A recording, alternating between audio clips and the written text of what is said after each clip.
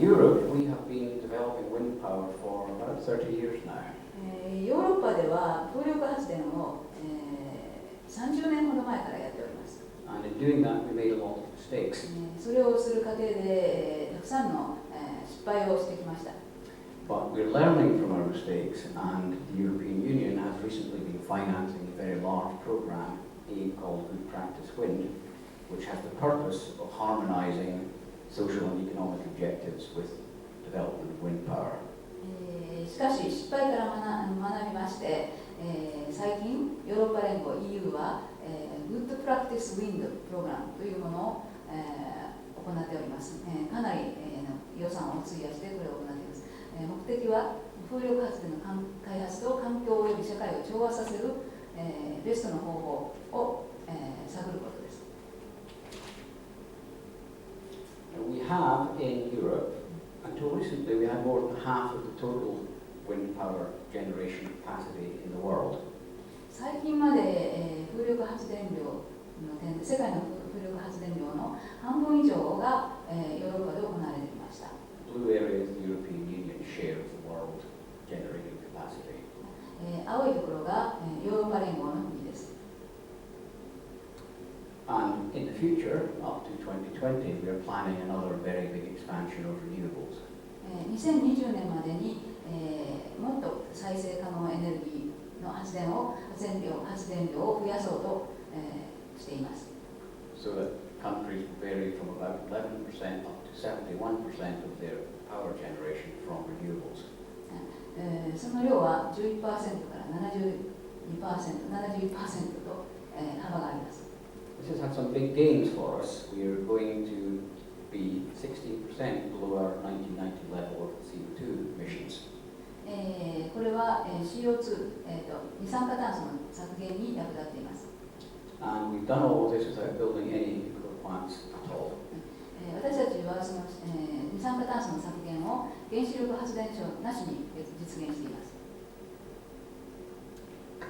So in Good Practice Wind, we have attempted to summarize what the best practice is in developing wind power. これがまとめです。Good Practice Wind というプログラム、風力発電の開発に関するプログラムです。And the program includes developers, regional, local government, environmental agencies, NGOs. この、GP Wind と訳しますが、Good Practice Wind は、事業者、地方自治体、EU 各国環境保護機関および NGO が関わります。And we have just produced the first edition of our Good Practice Guide, and an internet how-to toolkit will be available very soon. 実践ガイドと方法の手引きを開発してきました。近く、出版します。And this is intended to create a situation which is best for society as a whole and for different stakeholders such as developers and the local community. 社会全体とそれから各関係者にとってベストの状況を作ろうと、しております。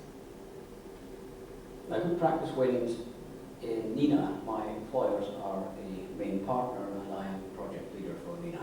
ノルウェー自然科学研究所がこの Good Practice Wind の中心になっている機関で、私がそのプロジェクトリーダーです。It includes a lot of information on very many subjects. たくさんの情報がありますが、I don't have time to go into all of them today, so I'm going to focus on 3 areas. 3つの領域に焦点を当てることにします。These are the problem of bird strikes. 鳥が衝突する、風力発電タービンに衝突する問題ですね。Routing power lines with regard to environment and landscape. 環境と風景に配慮した送電線の配線ですね。And harmonizing wind turbines with the landscape. 風力発電タービンと風景の調和です。Now here are a large number of vultures in Portugal flying around the wind turbine. これは風力発電タービンのそばを、飛んでいるたくさんの、ハゲワシです。ポルトガルです。Birds that fly like this are very vulnerable to collisions with wind turbines. こんな風に飛んでいる鳥は、風力発電タービンにぶつかる可能性が大きいです。They also tend to be rare and slow breeding. このハゲワシはあまり数が多くなくて、繁殖が遅い鳥です。So here you can see 3 vultures have been killed by the same turbine in the course of 1 hour. これは1時間で3羽のハゲワシが同じ風力タービンでぶつかって死んじゃったという写真です。So that in Spain, where this data comes from, southern Spain, well over 1,000 vultures have been killed within the last few years at one set of wind farms. これは南スペインで、1000羽以上の、ハゲワシが、風力発電タービンで殺されました。ぶつかって死んじゃいましたということです。Similarly, in Norway, our first large wind turbines were built on the island of Smøla. ノルウェーで、最初の大規模な風力発電所がスモーラという、島に建てられました。This area happens to have a very, very large population of sea eagles. この島には、オジロアシがたくさんいます。And the problem was predicted before it was built of collisions. 建てる前からそのオジロアシがぶつかって死ぬだろうと予想されてました。But it was built anyway. でも建てちゃいました。And predictably enough, そして思った通りです。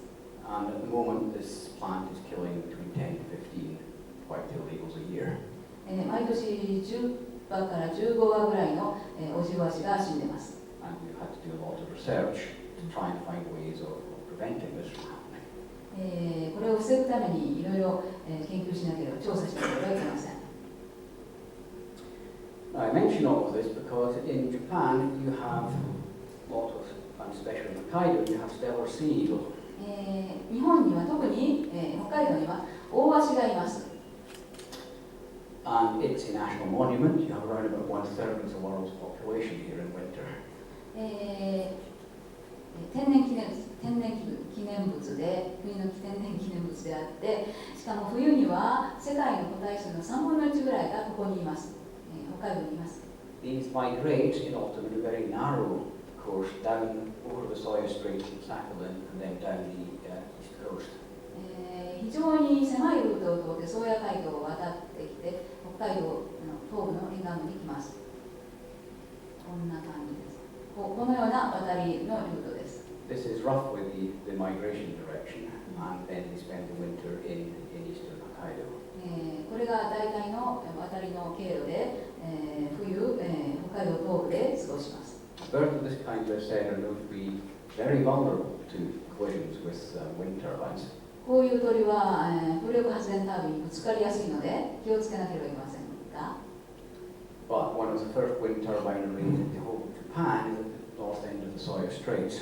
日本で、最初の風力発電所の、一つはなんと宗谷岬に建てられました。And another one I saw the other day is right by the side of the Nemuro Peninsula. 数日前にはこの風力発電タービンを根室半島で見ました。Now, this is likely to cause trouble, and it's likely to cause trouble for Japan internationally if many more wind turbines are built on this route. これはもちろん問題となります。そしてこのように、渡りのルートに立て続けるとなると、日本が世界に対して、恥をかくというか、世界に対して、非常に無責任な行動を取るということになってしまいます。So there's a problem. Renewable energy is a very good thing. 再生可能エネルギー自体はいいことです。But not necessarily everywhere. しかし、その場所によってはいいことではありません。So what can you do about it? どうしたらいいでしょうか。We in Europe have a lot of experience on this. これについていろいろ経験したヨーロッパでは、And there are a number of things you can do. Here are 3 of them. 対策がいろいろありますが、これはそのうちの3つです。First one is called microsighting. マイクロサイティングという方法。This means that birds like eagles tend to use the air in a very specialized way. They tend to fly in certain parts and not others. In this case, in these red areas where the wind is blowing up against the slope. その鳥は、非常に決まったところを飛びますから、この赤いところを飛びます。So that if you move a wind turbine even a few tens of meters, this is enough to reduce fatalities by about 90%. だからこの赤いところを避けてちょっと風力発電タービンをずらすだけで、鳥がぶつかるのをかなり防ぎます。Second method is called indicative mapping. 指標の分布図ですね。This is Scotland, which is the same size as Hokkaido, more or less exactly.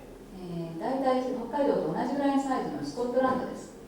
The red areas are areas that would be dangerous from a bird's flight point of view. 赤いところは鳥が、衝突する危険性の高いところです。Going through yellow, which is less dangerous to white, which is pretty safe. 黄色はそれほど、危険性がない。白はほぼ大丈夫。The purpose of this is to show developers who are not biologists これを、デベロッパーに見せるのが目的です。where would be places where if they build a wind facility they would be less likely to be in this problem. 問題の少ないところに建ててもらうためです。So that if the developer is considering two possible sites, for example, one here and one here, which have the same wind energy developing capacity, the one here he knows will be safer and causing less problems.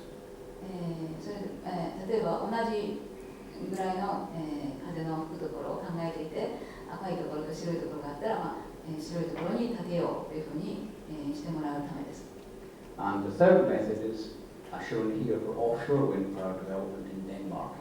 これはデンマーク政府の洋上、風力発電の計画です。In Denmark, they take the view that the developers should not be asked to do a lot of jobs that they're not experts in determining whether the area is at risk or not.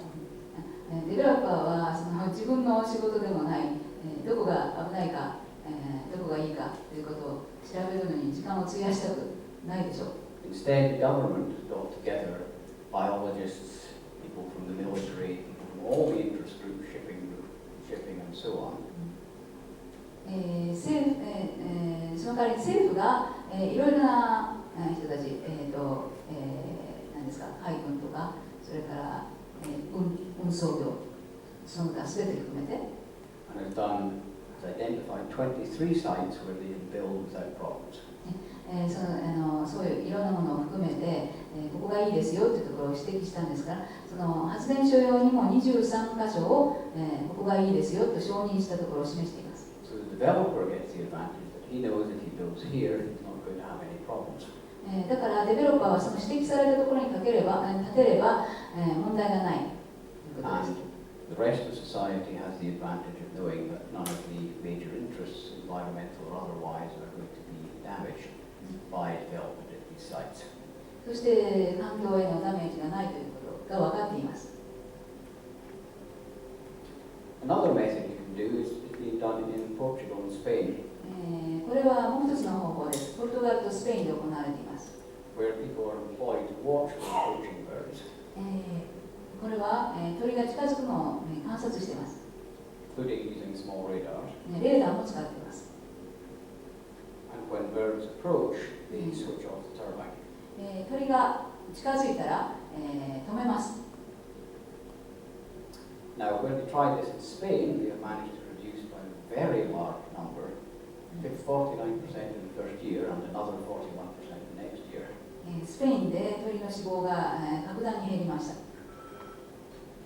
And in Portugal, since they adopted this method, they have not had a single bird killed. ポルトガルでは鳥が死ぬのをゼロにまで防ぎました。So if you apply some intelligence to the siting of wind turbines, it is possible to get good wind energy results without compromising other interests that society has. ですからちょっと、工夫するだけで、問題を防げるのです。Same principle applies to routing power cables. 同じことが送電の配線にも、適用されます。And this example is from near Trondheim in Norway, where I live. これはノルウェーのトロンハイム、私の住んでいるノルウェーのトロンハイムの例です。It works by developing a model which gives all the weights for different interests society has.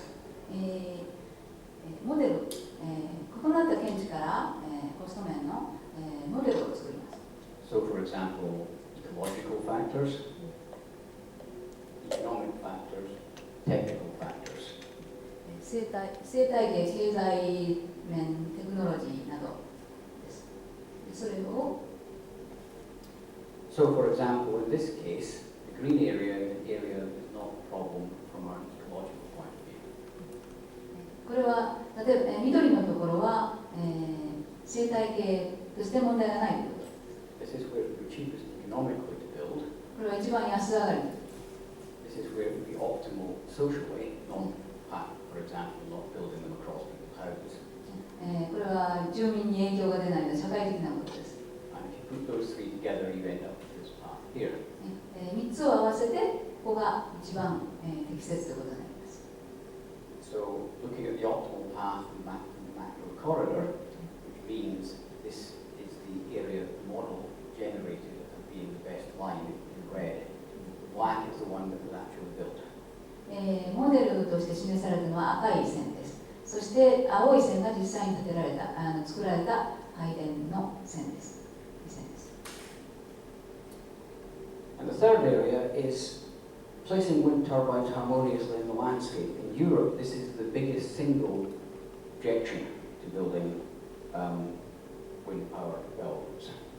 風力発電タービンと、その他の再生可能発電所ですね。発電所と風景を調和させるということ、これが、実はヨーロッパでは住民の反対の理由の最大のものです。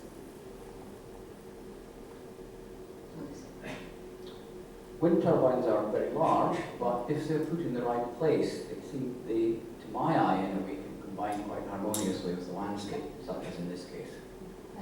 うまく立てれば、風景にうまく馴染むものです。例えば私はこれはそんなに、悪いと思いません。Or for example here. これも。This one is less good. The turbines are placed at exact intervals along the slope like a row of soldiers, and it's very intrusive in the landscape. これはあまり良くないと思います。兵隊が一列に並んでるみたいです。This one is truly terrible. これはひどいです。Lots of different sizes and shapes, no regard paid to the line of the landscape whatsoever. The wind turbine array completely dominates the landscape. 完全に風景を壊してしまっています。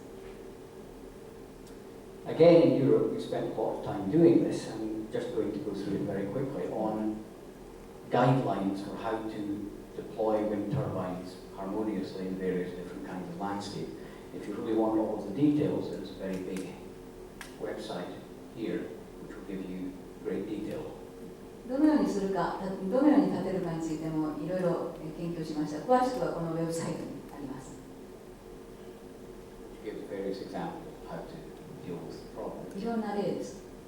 Generally speaking, we found in Europe that wind turbines work best when they are combined with existing human landscapes. すでに、開発された街の中に建てるのが一番、風景に馴染みます。This, of course, the amount of wind that's blowing has to be taken into account, but also an advantage is that they are very close to the point where the energy is consumed. 風力の問題もありますが、一番のアドバンテージは電力消費地に近いということでもあります。So, for example, these two wind turbines are in my hometown in Scotland, and nobody objects to their presence. これは私のスコットランドの故郷の町の風力発電タービンです。And here in the Netherlands, there are over 70 wind turbines in this picture, the most are too small to see. これは、オランダです。たくさんの風力発電タービンが立っています。But this is an existing industrial landscape, so there are no environmental or landscape problems with it. すでに工業地帯なので、あまり風景の影響がありません。Now, the same general principle can be applied to geothermal power plants. 同じ原理が、地熱発電所にも適用されるでしょう。These can be very large and intrusive to the landscape. これは、地熱発電所、こんな大きくて、見てくらが悪いというものもあります。And plus there are other potential problems. This is from a US Academy of Sciences publication that came out this month called Induced Seismicity. 他にも地熱発電の問題があります。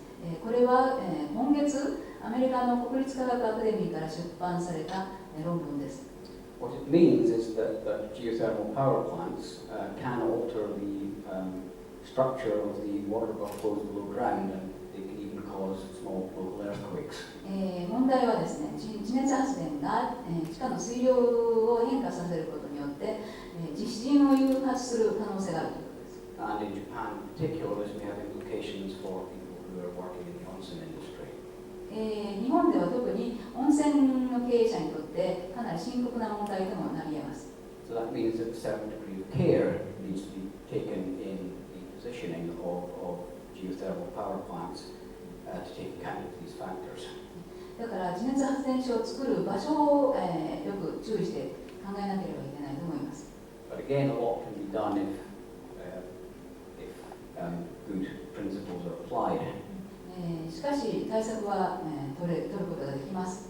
This is a geothermal power plant called the Geysers in California. カリフォルニアのゲイザーズという地熱発電所です。The main local valley runs down here. It's included in this picture.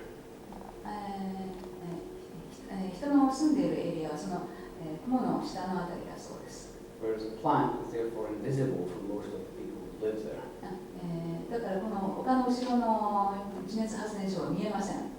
The structures have been painted to blend in with the local surroundings.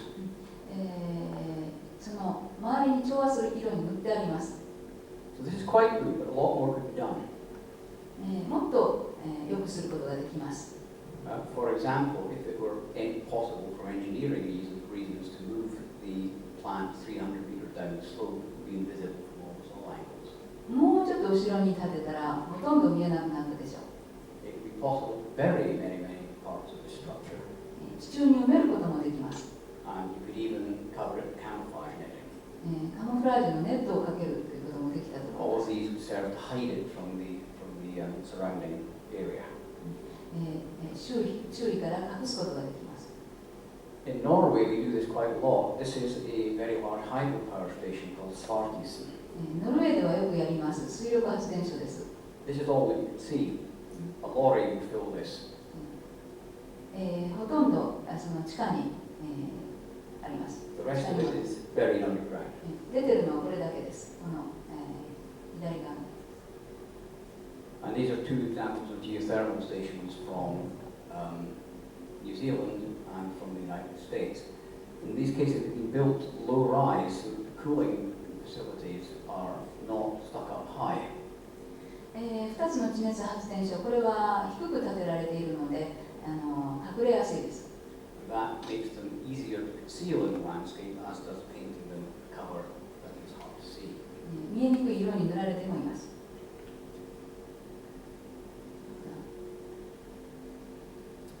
And as I said, at least with respect to wind power, there's a very great deal more information at this website here. より詳しい情報はこのウェブサイトでどうぞ。The project will be closing and the final product should be ready in about 2 or 3 months' time. 2、3ヶ月後に、最後のレポートが出ます。And we already know that various countries around Europe are going to adopt the recommendation in their general procedures for planning. 多くのヨーロッパ各国がこの、ここで進められたことを、適用しようとしています。So to come back to where we were, it's the same picture. I hope you're seeing it in a slightly different way. 最初の写真に、映像に戻ります。これを、最初に見せた時と、皆さんにはこの写真がちょっと違ったように見えるのではないかと思います。This is a place I hope to demonstrate to you that this is really quite an amazing place. It's a world significance, not just for one, but for several reasons. いくつもの理由によって世界的に重要な素晴らしい地域なんです。And if it's managed properly, you can have outstanding nature and prosperity. 正しく運営すれば、素晴らしい自然と経済的繁栄が両立できます。In fact, the unspoiled nature of this area is this area's economic comparative advantage compared to other areas. このような自然を持っているこの地域は、持たない他の地域に比べて経済的な特典を得ているということです。And initiatives that might enhance it, and I gave a couple of examples, possibly auto reintroduction if it's feasible, or World Heritage status, can help provide jobs and income. 私は2つの例、カワウソの再導入、世界遺産登録などを、提案しましたが、この特典を最大限に活用して、拡大することで新たな収入の可能性も生まれてくるわけです。But all the data we have says that this won't happen by itself. しかし、それはただ放っておくだけでは、起こりません。It only works if the local communities know and communicate just what special area they've got. 先ほども言いましたが、ユネスコで言われている地域の住民自治体がなぜ我々の地域はユニーク、特別、世界的に重要なのかということを認識して説明できるときに可能になります。So I'm hoping that when I tell my friends I'm coming to Akan, they say, where? When I say I'm going to Kilimanjaro or to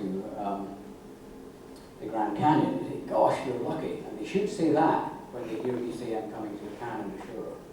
例えばグランドキャニオンやキリマンジャロに行くと言ったら、人は、私がもしそういうことを友達に言ったら、わあすごいところ行くんだねって言うでしょう。同じように私はアカンに行くんだと言ったら、わあすごいところに行くんだねと、人が言って、当然なのです。And the reason they should say that is because it's true. それに値するところだと思います。Thank you very much. どうもありがとうございました。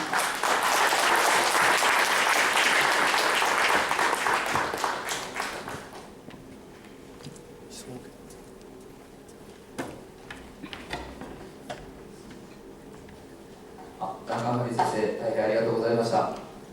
そしたらですね、これから残された時間の中で質疑応答と、あるいは感想なんかでもいいかもしれません。どなたか挙手の上、コメントいただければと思いますが、いかがでしょうか。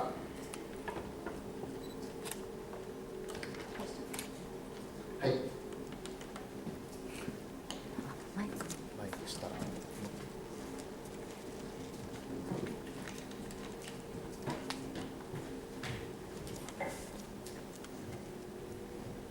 素晴らしいお話、どうもありがとうございました。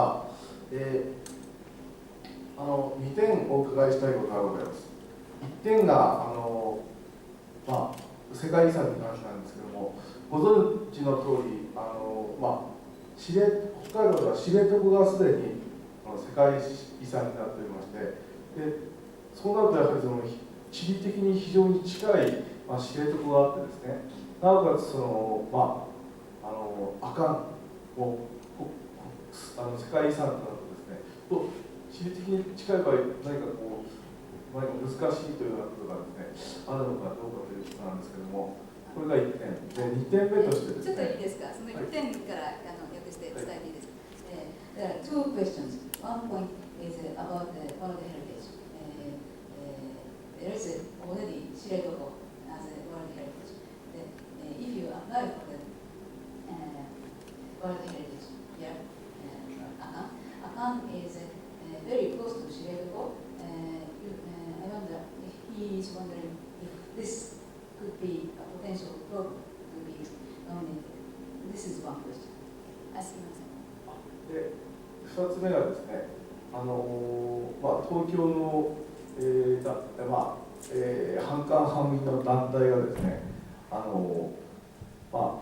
阿寒だけのですね、すぐ近くにある地熱発電をちょっと計画しているという報道が一部ありまして、で、非常に素晴らしいこの阿寒の周辺に関してですね、もしその地熱発電が実際行われた場合ですね、どのような課題というかですね、プログラムというか障害が生じるのかというポテンシャルな意味での障害についてちょっとお伺いしたいんです。それが以上、よろしくお願いします。Another question is the potential, any potential program if the geothermal power plant was built in this area, in near Meagan area. Okay, well, I'll deal with the first question first.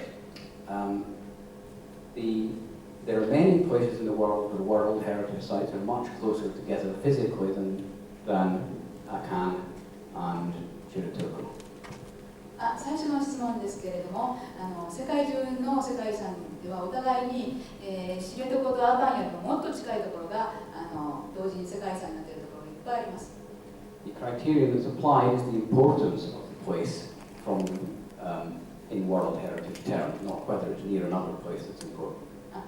問題は基準になっていて、その世界遺産に値するか、その価値があるかということで、その距離的に近いかどうかは全然問題になりません。Also, Chiritoku, if you look at its designation, is largely for its marine interest. 知床が世界遺産に登録されているのは、主に、水生動物ですか、水中の、生息、そういうものによって、登録されています。And the things that Meあかんand Shuru are important for, fossils, the landscape, the volcanic activity, and the terrestrial wildlife are all very different from Chiritoku. それに対してアカンやアショロエリアの重要なものは火山とか化石、それから野生動物、陸上の野生動物、そういうもので知床と全く違います。So for the first one, there doesn't seem to be any barrier just because they happen to be relatively close together. だから知床が問題になるということは全くないと思います。Geothermal power is not the thing that I'm an expert on. 地熱発電については私がその専門家ではないので、However, the same general principles for developing renewable geothermal power apply as they would to wind power or any other power form. The same principles that apply to developing wind power would apply to geothermal as well, as taking into account other societal factors. 地熱発電の専門家というわけではありませんけれども、すべての再生可能エネルギーに、自分が携わっている風力発電の問題というものが、同じように適用されると思います。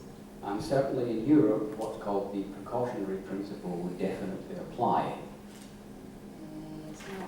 ヨーロッパでは事前の、調査、の原理といいますか、事前の、調査、それからThat is, it would be necessary to prove in advance that there would not be negative consequences.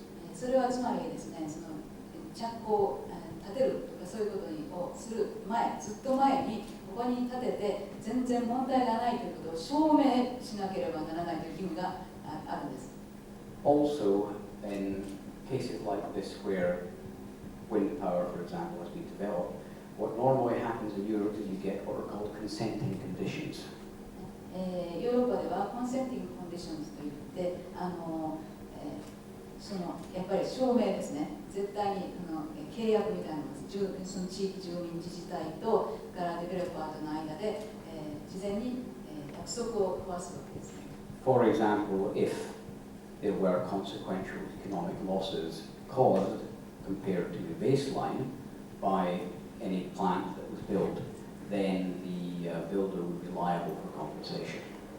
例えばですね、その、地熱発電なら地熱発電、風力発電でも建てますよね。で建てたことでそれが、経済的な問題をその地元にの住民とか地域自治体に起こすようなことがあったら、その額を全部、弁償しなければいけないです。デベロッパーが後で問題がないと思って問題ありませんよと思って建てちゃった。だけど問題が起きちゃった。そうしたら全額弁償しなければいけないという約束を必ず取り交わさなければいけないそうです。However, I'm talking about Europe, and I certainly have no knowledge of the Japanese planning process. でもこれはヨーロッパのことなので、日本での計画の、手続きということについては私は分かりません。Especially also anywhere in the world, building a large industrial plant inside a national park would require first of all, it would almost certainly never be allowed to happen. If it was, it would be under extremely strict rules. 世界的にどこをとってもですね、そういう発電所をまず国立公園の中に建てるということが世界の中で例がない、どこでもそんなことをやっていないということです。そしてもしもやるとしたら非常に厳しいルールに従って建てなければいけないだろうということです。But I would have to say that I am not Japanese and I'm not telling you how to run your country. I'm telling you how we do it in Europe. でも私は何度も言いますが日本人じゃないですし、日本の外にいるものですから日本人に対してあなたはこうするべき、日本人はこうすべきですよという立場にはありません。ただヨーロッパではこうしていますよという事例を皆さんに示すことができるだけです。ありがとうございます。他にどなたがいらっしゃいますか。はい。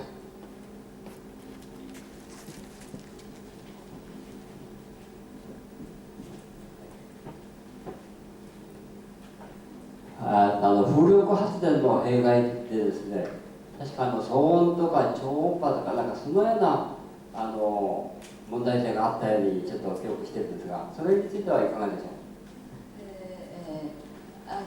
Noise problem, noise and the microwave problem of the wind power, and how do you find it? This one is almost completely a myth.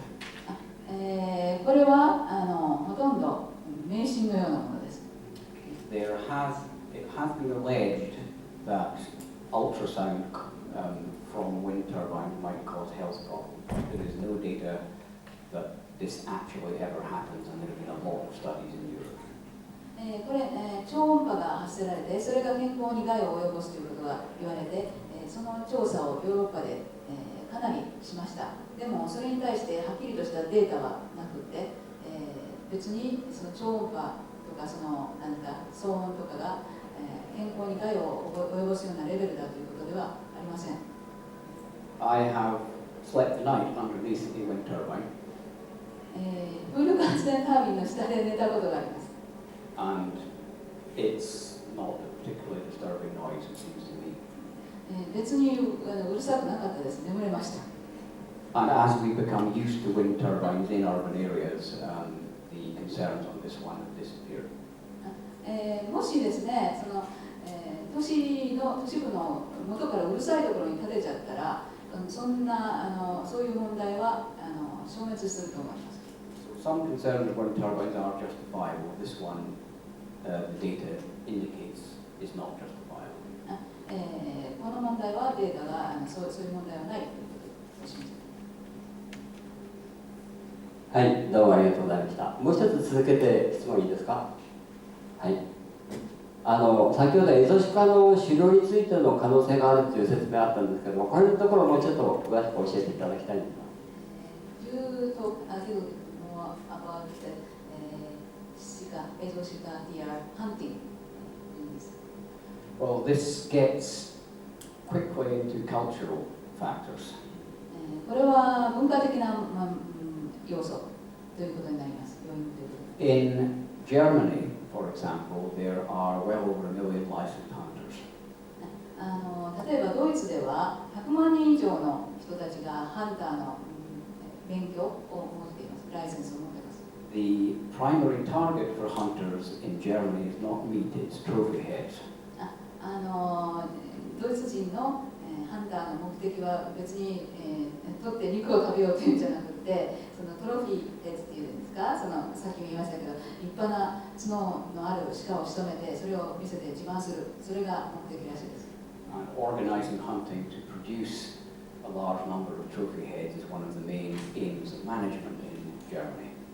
そういう、だからそのハンターたちが来て、トロフィーヘッズというんですか、立派な角のあるのを仕留めて、行ってもらうようにするのが一つのなんかハンティングのビジネスのターゲットらしいですね。Now I happen to know that in Japan, in Hokkaido, you've had trouble getting your Sika population under control. 北海道では鹿の個体数を減らすのに苦労している、増えすぎて困っているようです。And here is potential for what would combine for German hunters an exotic holiday with a very high chance of getting a very good trophy head. その、ドイツ人のハンターたちを、ツアーとしてここに招いて、そしてここでその立派な角のある鹿をハンティングして、喜んでもらってお金を落としてもらって、そして鹿の数も減らすという一つの可能性がある。So potentially the two things can be combined. その2つを、組み合わせる可能性があります。This would need some setting up.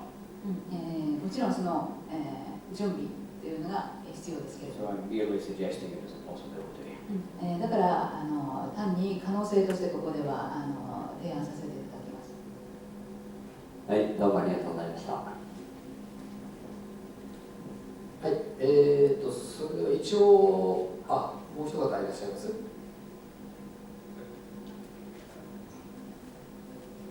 私今話出たハンターなんですよね。それで僕もハンター始めた頃は、フォーネトロフィー、一頭倒すとその当時10万も20万もしたんですけど、今はね、角ごとですね、それからオスの、ヨーロッパではそのフォーンは高い方なんですか、値段的に。そういう値段は分かりませんか？He's a hunter. Do you know the price for deer antelope? That's a very difficult question. It varies a great deal from place to place. For a very good head in Germany, you would probably expect as a hunter to pay in excess of €1,000, but I'm not an expert on this subject. これについては詳しくないのでよく分かりませんが、そして地域によってその値段は違うと思いますが、ドイツでは多分1000ユーロ、1000ユーロというと1ユーロいくらぐらいかな。But in addition to the trophy head cost, there's the hunting licensing you have to pay to go hunting anyway, and there's the hotels and other things that you use, eating in restaurants and so on, all of which bring money into an area. It's a very, very significant part of the rural income in many parts of rural Germany or Norway. だから角が高くついても、例えばそのライセンスとかハンティングに行って行くコストがかかるので、差し引きそんなに儲かるものでもないでしょうけど。はい、ありがとうございます。もう一点だけいいですか。さっきカワウソの話出たんですけども、仮に北海道に、昔いたっていうんですけどね、日本にね、今は全く絶滅でいたっていうあれはほとんどないんですけども、仮に、足路で、買ってきて、ここで話してあげると、本ネットの近く、そうやって自然の観察したいなと思った時にね、カワウソをつないで買うなんていうと簡単にできるんですかと、それだけ教えてください。Is it easy to keep water around here? The single big potential difficulty, it would seem to me, is if the pollution levels are still too high. That is something that would need to be checked. Apart from that, otters live in densely populated parts of Europe now, and I live among a lot of otters, and the whole of this holiday I've been looking at rivers and thinking that looks like very good otter habitat, that looks like very good otter habitat. So long as the pollution problem is gone, I think technically it would be simple to achieve. 一つチェックしなければいけないのは川の汚染のレベルです。それがきれいな水、カワウソが住める、水準の、きれいな水になっているか、それさえクリアすれば、他の国で、人がたくさん住んでいるところにたくさんカワウソが住んでいます。そしてここに来て、この北海道に来て、このエリアでこのカワウソが住むのにいいなと思うところいっぱいあります。だから、再導入はそんな難しくありません。はい、ありがとうございます。これは私がそうなんですけれども、ずっといろいろ車で回ったりとか歩いたりしてるじゃないですか。そうすると、ここカワウソ住める、ここカワウソうるさいのなるので、しょっちゅうそればっかり言ってないです。カワウソにいいって言って、で、何ですか、あそこの川、あそこの都市別川、あの川最高だって言ってます。川を進めると言ってます。だから大丈夫みたいですね。はい、じゃあ最後ですね。よろしいですか。はい。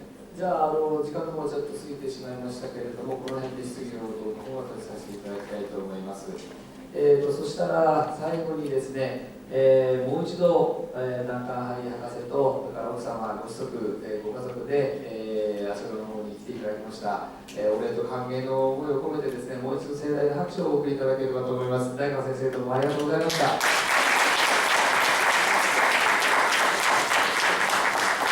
最後に、メーカー事務局の方、自然塾事務局か何かございますか。